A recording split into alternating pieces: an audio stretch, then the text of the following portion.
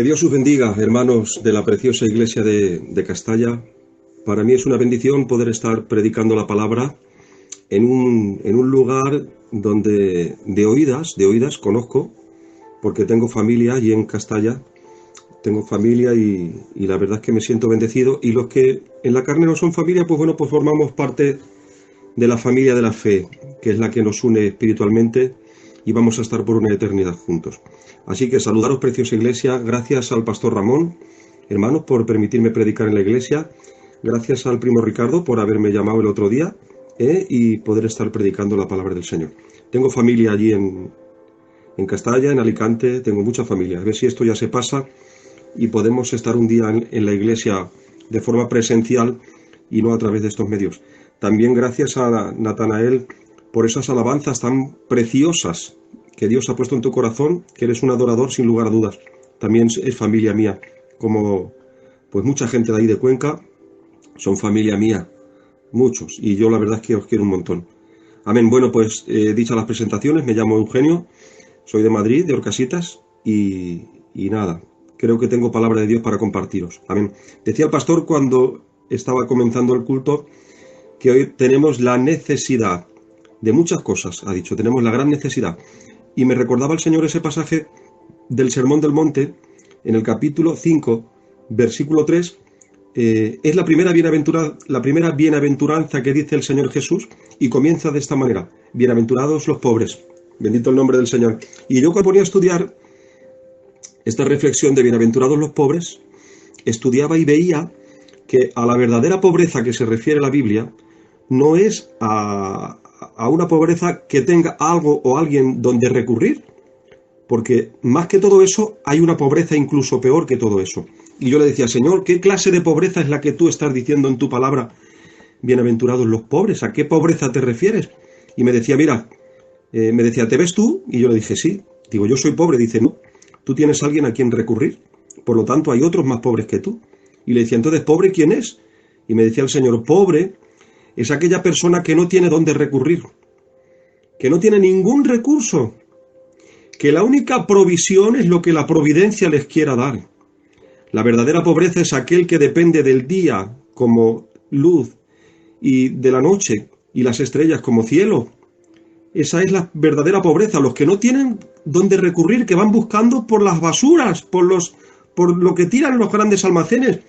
Esa es la pobreza, lo que la providencia les quiera dar. Esos son bienaventurados porque no tienen recursos ni dónde recurrir. Esa es la verdadera pobreza que dice la palabra del Señor. Y descrito de esta manera me decía el Señor, como decía el pastor, todos tenemos la necesidad. No hay nadie en la tierra que no sea pobre. Porque, hermanos, el tener dinero no quiere decir que seas rico espiritualmente. Ya puedas tener todo el mundo, ya puedas tener los mejores pisos, las mejores casas, ya puedas ser el capital del presidente que acaba de cesar en Estados Unidos, que creo que es uno de los capitales más grandes, es el presidente de Estados Unidos, entre mucha gente que hay con mucho dinero. Y me decía el Señor, mira, ¿ves cuánta riqueza tienen en billetes y en propiedades? Pues son los más pobres de la faz de la tierra. Y yo le decía, Señor, entonces rico, ¿quién hay? Y me decía el Señor, nadie. No hay nadie en la tierra. No hay persona en la tierra que tenga nada. Todos somos pobres delante de la presencia del Señor, porque no nos podemos presentar con nada de lo nuestro. No tenemos nada, hermanos. ¿Con qué nos vamos a presentar delante del Señor?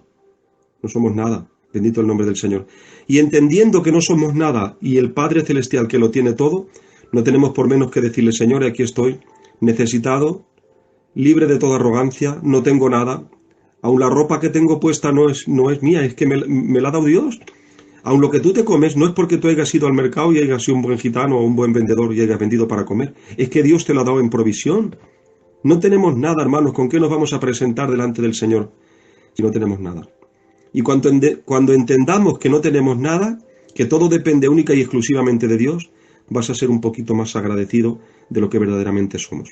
Bendito el nombre del Señor. Gracias a Dios por su palabra que Dios ha puesto en mi corazón. Bueno, deciros que es verdad que estamos predicando, mi hermano Valentín de Bilbao, un anciano de la obra de allí de Bilbao, y yo nos propusimos en nuestro corazón abrir un canal de intercesión en Facebook a principios de año. El primer día del año comencemos a interceder. Íbamos a orar por los matrimonios, por las cárceles, por los hospitales, pero sin darnos cuenta, hermanos, que Dios nos estaba preparando para la pandemia que iba a comenzar en marzo, y ya cambiemos la visión de oración, llevarla más exclusivamente a los enfermos y a la pandemia. Nos propusimos un año, ya va a ser un año que estamos intercediendo, y le decía a Valentín que esto va en aumento, porque en vez de estar cansados, tenemos más carga por la intercesión que cuando comencemos. Hemos abierto un canal de Cello, única y exclusivamente para orar e interceder. Las hermanas que llevan el grupo también de la intercesión tienen un WhatsApp donde comparten peticiones. Tenemos 1.600 y pico miembros del canal de intercesión, y cada vez que predicamos, oramos en Facebook, ha tenido alcance hasta de 2.000 personas que han visto la intercesión. Y nuestro único interés y nuestra única meta, hermanos, es hacer bien a la gente. Estamos haciendo consejería espiritual. Me llamaba un joven como a las 3 de la mañana de Canarias. No voy a decir quién por respetar su intimidad. Me llamaba, me decía, ora por mi familiar que está malito. Pero luego hablando con él, eran grandes horas de la noche, hablando con él, por educación y porque es mi trabajo, consejería, pues bueno, pues le pude sacar o pude hacer que abriera su corazón, y me dijo que tenía ideas de suicidio, que se iba a tomar un tarro de pastillas y que iba a acabar con su vida. Ya lo había intentado otras veces. Hermano, yo pegué un salto en la cama, me puse en plan de intercesión, oré por él y vi la gran necesidad que hay, hermanos. Estamos orando mucho porque hay mucha necesidad. Os digo algo, hermanos, hay una promesa de Dios para los que oran. Dice la palabra del Señor, ora en lo secreto, en tu cámara secreta, y el Padre Celestial que ve en lo secreto nos recompensa en público. No registra la Biblia que haya recompensa para los que predican, incluso ni para los que cantan, pero sí para los que oran. Entendemos, claro, que los predicadores y los pastores tendrán una corona por haber sido pastores de grey, pastores de iglesia, pero dicho así bíblicamente, no dice que tenga recompensa por predicar, ni que tenga recompensa por cantar, pero sí hay una recompensa para los que oran. Y quiero decirte, hermanos, que la oración está al alcance de todos, ancianos, jóvenes, viejos, niños, pastores, diáconos, candidatos, obreros. La oración está al alcance de todos, así que si tú quieres ser recompensado por Dios, empieza a estar en comunión y a orar por los necesitados. Bendito el nombre del Señor. Bueno, pues la palabra que Dios ha puesto en mi corazón para compartiros, yo voy a ir rápidamente al grano, ¿vale? Una palabra que te va a hablar directamente a tu corazón. Y la palabra que yo voy a predicaros, Valentín ya la ha escuchado un montón de veces, mi hermano Valentín de Bilbao, pero como la palabra de Dios no pasa de moda, dice la Biblia que la palabra de Dios es viva y eficaz. Cuando la palabra de Dios dice que su palabra es viva, quiere decir que te habla hoy, te habla mañana y te habla pasado mañana, y te habla a lo largo de los siglos. Pero también dice que es eficaz, y la palabra eficaz quiere decir que siempre cumple su propósito. Así que la palabra de Dios, por muchas veces que se predique o se diga, siempre cumple su propósito. Y yo voy a traeros una palabrita que Dios ha puesto en mi corazón. Leemos, los que tengan Biblia, por favor agarra tu Biblia. Tu Biblia no es para adornar el mueble, tu Biblia no es para guardar las fotografías ni para guardar el recibo de la luz. Tu Biblia es para leerla, así que agarra tu Biblia, por favor. Y vamos a leer en 2 de Timoteo, en el capítulo 4 y en el versículo 7. Vamos a ver un hombre que consideraba la vida cristiana como una pelea digna de pelearse. El apóstol Pablo consideraba la vida cristiana como una batalla digna, la cual pelear. Vamos a leer el texto y vais a ver un hombre que dice la Biblia que acabó la carrera en vida. Nadie en la Biblia puede expresar esto. O sea, nadie en la Biblia lo expresó. Solamente lo expresó el apóstol Pablo, que acabó la carrera en vida. Mira lo que dice el 4:7 de 2 de Timoteo. Dice, he peleado la buena batalla, dice el apóstol Pablo. He acabado la carrera. He guardado la fe. Lo da todo, hermano, como que lo hubiera hecho en vida. Dice, por lo demás, me está guardada la corona de justicia, la cual me dará el Señor juez justo, ahora dice en futuro, en aquel día. Dice, y no solo a mí, sino también a todos los que aman su venida. Dice el apóstol Pablo, he peleado. Cuando dice la Biblia he peleado, lo que trataba de decir es que no fui cobarde. Cuando dice Pablo he peleado, repito, trataba de decir no fui cobarde. Y también dice, he acabado la carrera. No dejé mi propósito, lo que trataba Pablo de decir. No dejé mi propósito a medio cumplir. Cumplí lo que me fue asignado. Bendito el nombre del Señor. Y también dice, he guardado la fe, no perdí nada en el camino. Quiero decirte en esta hora, hermanos, que el apóstol Pablo consideraba la vida cristiana como una pelea digna, la cual debe de ser peleada. Te digo algo en el nombre del Señor, y esto lo uso yo para otros mensajes, esta misma palabra que voy a decir la uso para cuando predico de la cruz. Y yo digo, hermanos, que o peleas la pelea cristiana con dignidad, o no eres digno de llamarte cristiano. Porque hay mucha gente que se considera cristiana, pero no pelea la vida cristiana. Y mirar, hermanos, vamos a ver unos cuantos versículos de cómo Pablo él consideraba la vida cristiana como una batalla. Y dice, hermanos, en Efesios capítulo 6, versículo 12, que el apóstol Pablo peleó contra Satanás. Efesios capítulo 6, versículo 12. En segunda de Timoteo, capítulo 3, verso 1 hasta el 15, dice que él peleó contra los vicios judíos y paganos. Esto es importante, hermanos. La vida cristiana se compone de pelear contra los vicios judíos y paganos. Segunda de Timoteo, capítulo 3, verso 1 hasta el 5. Él peleó contra el judaísmo. Hechos de los Apóstoles, capítulo 14, versículo 19. Él peleó contra la inmoralidad en la iglesia. Segunda de Timoteo también, capítulo 3, versículo 3 hasta el 5. Y esta es importante, hermanos. Él peleó contra la inmoralidad en la iglesia. Si hay algo que nos debe de preocupar, hermanos, hoy más que nunca, es de que nuestra iglesia sea moralmente santa. No permitir cosas que desagraden a Dios, hermanos. Se está permitiendo, y perdonar, hermanos, el pastor me ha dado la libertad para expresar lo que hay en mi corazón y lo voy a expresar con total libertad. Creo, hermanos, que hay gente que se está confundiendo y tienen el culto como un lugar de ocio, como un lugar en el cual pasar el rato, como un lugar donde mostrar la vestidura, como un lugar donde mostrar un buen traje, una buena camisa o unos buenos zapatos. Pero te digo algo, si crees que la iglesia es para eso, te has equivocado de lugar. La iglesia es para adorar, la iglesia es para bendecir, la iglesia es para honrar el nombre del Señor, porque si hay algo que Dios dejó establecido en su palabra, eso fue la iglesia. Hay dos instituciones establecidas por el Señor. Y las instituyó en el huerto del Edén, en Génesis. Instituyó el matrimonio, instituyó la iglesia. Al igual que Cristo tiene dos sacramentos, que es el bautismo y la Santa Cena, hay dos instituciones que fueron establecidas por el Señor, por Dios. Y una es el matrimonio y otra es la iglesia. Hermanos, o peleas la iglesia, o peleas la vida cristiana con dignidad, o no eres digno de llamarte cristiano. Peleó contra la inmoralidad en la iglesia. Hermanos, debemos de mirar bien cómo tratamos a la iglesia, porque la iglesia es la esposa de Jesucristo. Os digo algo, hermanos, no hay nada que hoy me ofendiera más que faltar en la dignidad de mi esposa. Es fuerte, ¿verdad? Que falten la dignidad de tu esposa es muy fuerte, ¿a que sí? Bueno, no hay nada que a mí me hiera más que quizás me hieran la dignidad de mi esposa. Pues de una forma parecida es cuando se hace daño a la iglesia de Jesucristo.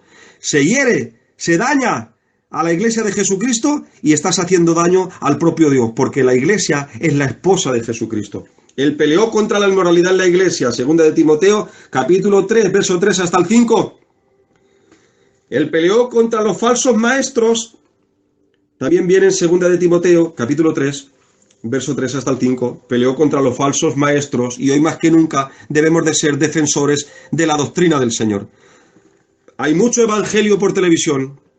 ¿Tú quieres escuchar programas cristianos? Mira, ponte la televisión, seguro que escuchas, pero no he visto, hermanos, gente más desviada de la doctrina que mucha de la gente que sale por televisión y por la radio. Esto nos debe de poner alerta, hermanos, que hoy más que nunca debemos de mirar por la doctrina. Dice la Biblia en los Hechos de los Apóstoles, la iglesia modelo, y perseveraban en la doctrina de los apóstoles, en la comunión unos con otros, en el partimiento del pan y en las oraciones. Pero dice algo, perseveraban en la doctrina de los apóstoles, en la enseñanza de los apóstoles. Creo, hermanos, que hoy más que nunca debemos de mirar bien la doctrina que tenemos en nuestra iglesia. No hay iglesia, hermanos, creo que no la hay, una iglesia que tenga una doctrina, bueno, puede haberla igual, pero soy defensor de Filadelfia. Creo, hermanos, que tenemos una doctrina acertada, una doctrina seria y una buena doctrina, nuestra iglesia de Filadelfia. Pero hoy se está predicando mucho evangelio barato. Yo sano tu economía, yo soluciono tu hipoteca, yo vengo resolviendo tus problemas. Hermano, eso es un evangelio barato, que no corresponde con toda la realidad del evangelio, porque el evangelio real es el evangelio de tomar la cruz. El evangelio real es el evangelio de la renuncia. El evangelio real, bendito el nombre del Señor, es tomar tu cruz y seguirle cada día. Y lo demás viene por añadidura. Que Dios quiere resolver tu hipoteca, gloria a Dios que la va a resolver. Que Dios quiere sanar a un enfermo, claro que lo puede sanar. Eso forma parte del pack de la vida cristiana. Pero la vida cristiana es un evangelio de renuncia. Bendito el nombre del Señor. Él peleó contra los falsos maestros. Y no solamente eso, Él peleó contra los que tergiversan el evangelio, los que tuercen el evangelio. Y este me gusta más. El apóstol Pablo peleó contra el pecado. Romanos capítulo 6, verso 8 hasta el 13. Él luchó contra el pecado. Hermanos, se predica poco del pecado. Del pecado se predica poco. Y hoy más que nunca debemos de predicar contra el pecado. Si hay algo que impide a las personas llegar al cielo es el pecado. El pecado, hermanos, distorsiona la moral de las personas. ¿Sabéis lo que quiere decir el término pecado en hebreo? Uno de los términos de pecado en hebreo es la palabra, uno de los términos es abón. Abón. ¿A qué te suena la palabra abón? ¿Habéis visto las hermanas que venden perfumes, que venden abón, que venden cosméticos? La palabra abón significa pecado en el hebreo. Y el abón, la palabra abón significa distorsión moral. Cuando una persona comete pecado, está distorsionando la moral como persona que lleva en el alma y en el espíritu. Y creo que hoy más que nunca nuestra intención como cristianos, nuestra prioridad como cristianos es luchar contra el pecado. No se lucha contra el pecado. ¿Os digo algo en un secreto? Hermanos, perdonadme, os voy a decir un secreto a voces. No lo digáis por ahí que da la che. Hay cristianos, lo digo con total libertad porque me ha dado el pastor la libertad, si se les puede llamar cristianos, que para mí no lo son, que están volviendo a la vieja naturaleza, incluso están poniendo plantaciones de marihuana en sus casas. ¡Oh! ¡Oh! Estoy seguro de lo que te estoy diciendo, ¿eh? Estoy seguro de lo que te estoy diciendo. Hay cristianos que están volviendo atrás y poniendo en sus casas plantaciones de marihuana. Y no solamente eso, hasta siervos del Señor. Siervos, me refiero a predicadores, que están volviendo atrás y están poniendo en sus casas plantas de marihuana. ¿Tú crees lógico eso? ¿Tú crees lógico que las personas, después de haber conocido al Señor, vuelvan otra vez a consentir el pecado? Creo que hoy más que nunca debemos de hacer un examen a diario. Al igual que nos levantamos por la mañana y sabemos lo que tenemos que hacer a diario, debemos de hacer como cristianos un examen en nuestras vidas y decir no al pecado. No permitir, hermanos, que el pecado forme parte o nos acostumbremos a vivir con el pecado en nuestras casas. Tú puedes llevar una vida santa, pero examina a tu hijo, examina a tu hija, examina lo que te rodea. Abandona aquello que te impide, hermanos, ser un cristiano como Dios quiere. Y te digo la frase que yo siempre uso: o llevas la cruz con dignidad o no eres digno de llamarte cristiano. Hermanos, luchemos contra el pecado. El apóstol Pablo lo tenía claro. Peleó contra el pecado. Romanos capítulo 6, versículo 8 y 13. Él peleó contra el pecado. Por eso dice la palabra: he peleado la buena batalla. Consideraba la vida cristiana como una batalla. Por eso es que dice la Biblia. Mirad lo que dice la Biblia. Hablando de la guerra que mantiene el cristiano. Dice en Efesios capítulo 6, versículo 10. Dice la Biblia: por lo demás, hermanos míos, fortaleceos en el Señor y en el poder de su fuerza. Dice: vestidos de toda, repito, toda la armadura de Dios para que podáis estar firmes. Hay quien quiere solamente usar la espada o usar el escudo, pero aquí nos dice tomar toda la armadura. Y toda la armadura tiene que ver, hermanos, con estar ceñidos los lomos, estar calzados los pies con el apresto del Evangelio, tomar el yelmo de la salvación, hermanos, estar vestidos con la coraza de justicias, tomar el escudo de la fe y tomar la espada del Espíritu. Eso es, hermanos, la vestidura del cristiano. La armadura del cristiano dice tomar toda la armadura, no lo que nos conviene, no solamente el calzado, sino también el escudo, el yelmo, la palabra, la espada del Espíritu. Dice tomar toda la armadura de Dios para que podáis estar firmes.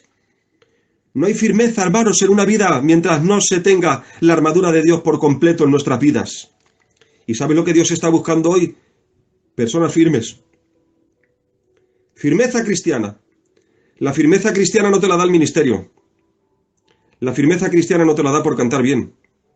La firmeza cristiana te la da por ser fiel. Fieles creyentes, hermano. Me está quebrantando el Señor en esta hora, ¿eh? Bendito el nombre del Señor. Hermano, necesitamos estabilidad cristiana. Te llames como te llames. Lleves los años que lleves en el Evangelio. Mira, yo va a hacer 40 años que estoy en el culto. Me convertí apenas con 16 años. Y tengo 55 años. Llevo toda la vida en el Evangelio. 40 años va a hacer que estoy en el culto. Y queridos hermanos, estoy mejor que cuando comencé. Lucho más por el pecado que cuando comencé, porque cuando comencé era un niño en la fe. Y ahora voy agarrando madurez. Y la madurez me está haciendo ver la realidad del pecado, la realidad de la vida. La realidad, hermanos, que si no renuncio al pecado, por mucho predicador que sea, no voy al cielo. Estoy dando enseñanza a los candidatos. Soy del seminario de aquí de Madrid. Llevo ya 12 años enseñando a los candidatos. Tengo un grupo de candidatos en el seminario, juntamente con mi hermano Rafa, que es también el profesor de aquí del seminario de Madrid, mi hermano Rafi, y mi primo Ramón, también somos los profesores de aquí de Madrid. Y mira, yo no puedo presentarme delante de Dios y decirle, yo soy el profesor del seminario de Madrid. No, esa no es mi credencial. Mi credencial no es decirle, Señor, yo llevo 40 años. Además, lo dice la palabra del Señor cuando dice, Señor, en tu nombre echaba fuera demonios, Señor, en tu nombre profetizaba. ¿Sabe lo que dice la palabra del Señor? Apartaos de mí, que nunca os conocí. ¿Qué quería decir el Señor, apartaros de mí, con que nunca os conocí? Estaba diciendo, apartaos de mí, que nunca habéis mantenido una relación íntima conmigo. Cuando la Biblia dice, apartaos de mí, que nunca os conocí, el término conocer que usa ahí la palabra de Dios es, cuando dice la palabra conocer, quiere decir mantener una relación íntima. Cuando dice la Biblia que José conoció a su esposa María, quiere decir que mantuvo una relación íntima y tuvo más hijos. Cuando Adán conoció a su mujer Eva, tuvo hijos. Cuando la iglesia conoce al Señor, bendito el nombre del Señor, es cuando tiene una relación íntima con el Señor. Por eso le dice, Señor, en tu nombre echaba fuera demonios, y le dice el Señor, claro, en tu nombre profetizaba, claro, pero apártate de mí que nunca te conozco, nunca has mantenido una relación íntima conmigo. ¿Qué nos trata de decir esto? Que hermanos, que el expulsar demonios no se expulsa por la autoridad que uno tiene. Los demonios se expulsan por el poder de la palabra, por la autoridad de la palabra. Por eso se expulsan demonios. Profetizar, claro que la gente puede profetizar o decir que ha profetizado, pero hay que ver si esa profecía es de Dios o no. Entonces, ¿qué te garantiza ir al cielo? Que tengas una relación íntima con el Señor y que abandones el pecado. Porque en aquel día, como dice la palabra del Señor, en aquel día el juez justo me dará una corona de justicia, dice, y no solo a mí, sino también a todos los que aman su venida. ¿A qué día se refiere el apóstol Pablo cuando dice que el juez justo le dará una corona en aquel día? ¿A qué día se refiere? Se refiere la Biblia al tribunal de Cristo. Cuando se den pagas y galardones, tribunal de Cristo. Cuando aquí en la tierra estén pasando la gran tribulación, que viene pronto el rapto de la iglesia, estamos en la generación del rapto, eso lo creo. Creo, hermanos, que estamos en la generación del rapto. Y cuando el Señor venga a arrebatar a la iglesia, en el cielo van a ocurrir dos cosas: las bodas del Cordero y el tribunal de Cristo. Y en la tierra va a estar la gran tribulación. Bueno, pues en el tribunal de Cristo, que va a ser cuando la iglesia sea arrebatada, dice la Escritura que algunos se edifican con madera, heno y hojarasca, y otros se edifican con oro, plata y piedras preciosas. ¿Qué quiere decir la Biblia cuando dice algunos se edifican con madera, heno y hojarasca? Lo que trata de decir la Biblia es que algunos edifican con madera, heno y hojarasca, y esto quiere decir que los que predican por ser vistos, los que cantan por ser vistos, los que ofrendan por ser vistos, eso es edificar con madera, heno y hojarasca. Dice, la obra de cada uno será probada así como por fuego. Ahora, ¿qué es edificar con oro, plata y piedras preciosas? Edificar con oro, plata y piedras preciosas es cantar porque tú quieras glorificar a Dios. Predicar porque las almas se salven y tú glorifiques a Dios a través de tu palabra. Ofrendar para que la obra de Dios tire para adelante, hermano. Ofrendar no es dar al vecino ni al Señor del culto. Ofrendar es dar a Dios. Cuando tú cantas para agradar a Dios, cuando tú predicas porque las almas se salven y para que el nombre del Señor sea glorificado, y cuando tú ofrendas para Dios, estás edificando con oro, con plata y con piedras preciosas. La obra de cada uno será probada así como por fuego. Te hago una pregunta, preciosa iglesia de Castalla. ¿Cómo estás edificando? ¿Cómo estás luchando? ¿Cómo estás peleando? Bendito el nombre del Señor. Mira lo que dice la Biblia. Dice la Biblia, libro de Efesios, sigo leyendo. Dice, porque no tenemos lucha contra carne y sangre, sino contra principados, contra potestades, contra gobernadores de las tinieblas de este siglo, contra huestes espirituales de maldad en las regiones celestes. Dice, por tanto, otra vez, por tanto, tomar toda la armadura de Dios. Dice, para que podáis resistir. Sin la armadura no se resiste. Dice, para que podáis resistir en el día malo. Dice, y habiendo acabado todo, estar firme. ¿A qué se refiere la Biblia cuando dice, habiendo acabado todo? Yo me puse a estudiar esta expresión, habiendo acabado todo, y lo que el apóstol Pablo estaba diciendo es, cuando ya no haya más que conquistar, habiendo acabado todo, cuando ya no tengas más que conquistar ni que ganar, habiendo acabado todo, estar firmes. Hubo un rey que lloró, no bíblico, un rey cuenta la historia que lloró. No sé si es Constantino el Grande que lloró, pero lloró porque decía que ya no tenía más que conquistar, porque ya lo había conquistado todo y salió llorando, quiero seguir conquistando, ya no tengo más que conquistar. Ya había conquistado todo el mundo lo había conquistado y lloraba. Pues aquí dice la Biblia, y habiendo acabado todo, espiritualmente te lo dice aquí igual, habiendo acabado todo, cuando ya no tengas más que conquistar, cuando ya creas que ya lo has ganado todo, estate con la disposición de seguir peleando. Y si hubiese otra batalla a la cual pelear, que te mantengas firme, habiendo acabado todo, estar firmes. Dice, estar pues firmes, y da lo que yo les he dicho, ceñidos vuestros lomos, con la verdad, vestidos con la coraza de justicia, etcétera. Pero mirad lo que dice, versículo 18, orando en todo tiempo. Tomar la armadura, pero dice, orando en todo tiempo, con toda oración y súplica. Dice, y velando en ello, con toda perseverancia. Velando en ello, con toda perseverancia. ¿Velando en qué? En tener la armadura, velando en tener la armadura. ¿Velando en qué? Velando en oración. ¿Velando en qué? Velando en súplica. Hermanos, ¿cómo estás peleando la vida cristiana? Yo no te vengo mostrando un mensaje elocuente. No me interesa traerte un mensaje elocuente. Yo no quiero fama, no quiero adornos. No quiero carteles, no quiero adornos. Si algo me he propuesto, hermanos, es predicar contra el pecado y ser de ayuda a mis hermanos. Dice la Escritura, hermanos. Mira lo que dice la Biblia. Dice la Biblia, versículo 25 de Primera de Corintios. Desde el 24, vamos a leer desde el 24, voy a estar 10 minutos más. Vamos a leer desde el 24, dice, ¿no sabéis que los que corren en el estadio todos a la verdad corren? Primera de Corintios capítulo 9, verso 24. ¿No sabéis que los que corren en el estadio todos a la verdad corren, pero uno solo se lleva el premio? Dice, corred de tal manera que lo tengáis. Dice, y todo aquel que lucha, versículo 25, y todo aquel que lucha de todo se abstiene. Cuando dice de todo se abstiene, todo aquel que lucha, creo, hermanos, que hoy más que nunca debemos de abstenernos o quitarnos cosas que a Dios no agradan para poder luchar legítimamente. Dice, todo aquel que lucha de todo se abstiene. Dice, ellos a la verdad para recibir una corona corruptible, pero nosotros una incorruptible. Mirad lo que dice el apóstol Pablo, versículo 26. Esta es la clave del éxito en la vida de Pablo. Mirad. Así que yo de esta manera corro, no como la aventura, dice Pablo, y de esta manera peleo. Atención, de esta manera peleo, no como quien golpea al aire. Hermanos, el que da golpes de ciego, golpea al aire. Pero dice Pablo, no como quien golpea al aire. Pablo sabía bien cómo golpeaba. Pablo sabía bien cómo luchaba. Pablo sabía bien, hermanos, que la vida cristiana se compone de una lucha. No podemos negar, hermanos, que mantenemos una guerra, que estamos en guerra, hermanos.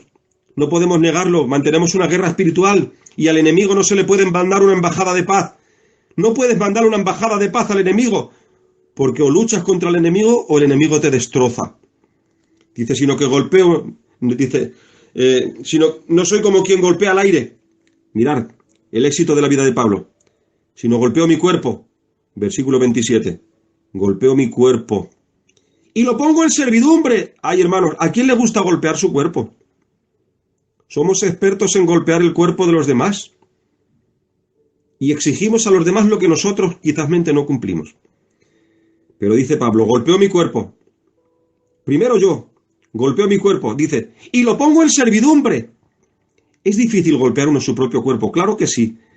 Pero es difícil poner nuestro cuerpo en servidumbre. En servidumbre, soy un siervo. Pongo mi cuerpo en servidumbre. Dice, no sea, versículo 27 sigo, no sea que habiendo yo sido heraldo para otros, os voy a decir la explicación de este texto, no sea que habiendo yo sido pastor de Corintios durante 3 años, no sea que habiendo yo sido un apóstol, no sea que habiendo yo sido un evangelista, no sea que habiendo sido yo el mayor evangelista que ha dado la historia, porque fue el que más iglesias levantó y el que levantó las iglesias de aquel tiempo. Dice, no sea que habiendo yo sido heraldo para otros, dice, yo mismo venga a ser eliminado. Hermanos, creo que más que nunca hoy debemos de golpear nuestro propio cuerpo, ponerlo en servidumbre. Dice, no sea que habiendo yo sido heraldo para otros, yo mismo venga a ser eliminado. La palabra eliminado que usa aquí la Biblia, el apóstol Pablo, la palabra eliminado quiere decir descalificado del premio, descalificado de pagas y galardones. ¿Por qué? Por no haber luchado legítimamente o por no haber corrido la carrera cristiana legítimamente. Quiero deciros, preciosa iglesia, llevo media hora, tengo otros 2 versículos, pero no los voy a leer, los voy a dejar hasta aquí, pero sí quiero decirte como reflexión, mira a ver cómo estás peleando. Mira a ver cómo estás peleando. Y cuando hablo pelear no me refiero contra tu hermano, porque la Biblia dice que no es contra carne y sangre. No es contra carne y sangre. Sigue leyendo, hermanos, el libro de Efesios. No tenemos lucha contra carne y sangre, sino contra principados, contra potestades, contra gobernadores de las tinieblas, contra huestes espirituales de maldad en las regiones celestes. Por tanto, como nuestra lucha es encarnecida contra el enemigo, que el Señor lo reprenda, por tanto, tomar toda la armadura. ¿Pero de quién dice? La armadura de Dios. La armadura no es tuya. Y las fuerzas no son tuyas. Las fuerzas son de Dios y la armadura es de Dios. Así que, preciosa iglesia de Castalla, te voy a dejar hasta aquí. Otro día terminaremos con la segunda parte de este mensaje. Pero quiero decirte, preciosa iglesia, que mira a ver cómo estás peleando y mira a ver cómo estás en tu vida cristiana. Porque hoy más que nunca debemos de renunciar al pecado, decir no al pecado. Mira, digo una expresión que escuché en un siervo. Cuando tú dices un no aquí en la tierra, es un sí en el cielo. Cuando tú dices un no aquí en la tierra, es un sí en el cielo. ¿A qué me refiero? Cuando tú dices un no al pecado aquí en la tierra, estás diciendo un sí al cielo. Pero cuando tú dices un sí aquí en la tierra, estás diciendo un no en el cielo. Hermano, di no al pecado. Lucha contra el pecado.